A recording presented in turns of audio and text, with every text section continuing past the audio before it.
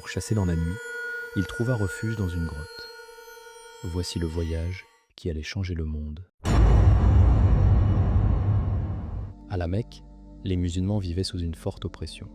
Les Quraysh ne supportaient pas l'appel du prophète sallallahu alayhi wa sallam à l'unicité d'Allah, et les tortures devinrent si intenses que beaucoup d'hommes et de femmes quittèrent déjà la ville pour trouver refuge à Médine. Le prophète sallallahu alayhi wa sallam, lui, attendait l'ordre d'Allah. Un jour, la permission divine arriva. Il devait émigrer. Les Quraysh, informés de sa popularité grandissante, se réunirent pour mettre fin à sa mission. Leur plan fut de l'entourer et de le tuer d'un seul coup. La nuit venue, ils encerclèrent sa maison, convaincus qu'il ne pourrait pas s'échapper.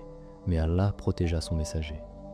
Le prophète sallallahu alayhi wa sallam demanda à Ali de dormir dans son lit, puis sortit calmement de la maison, récitant le verset qui voile les yeux des injustes.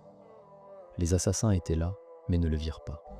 Il marcha dans la nuit, guidé par la protection d'Allah, jusqu'à la maison d'Abou Bakr. Abou Bakr pleura de joie lorsqu'il sut qu'il accompagnerait le prophète sallallahu alayhi wa sallam. Ensemble, ils quittèrent la Mecque par un chemin différent, se dirigeant vers le sud au lieu du nord pour tromper les poursuivants.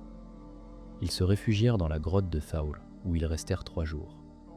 Abou Bakr craignit qu'il soit découvert, mais le prophète sallallahu alayhi wa sallam lui dit avec sérénité : « Ne t'afflige pas, Allah est avec nous. » Par la volonté d'Allah, une toile d'araignée et un nid de colombe se trouvèrent à l'entrée, dissuadant les poursuivants.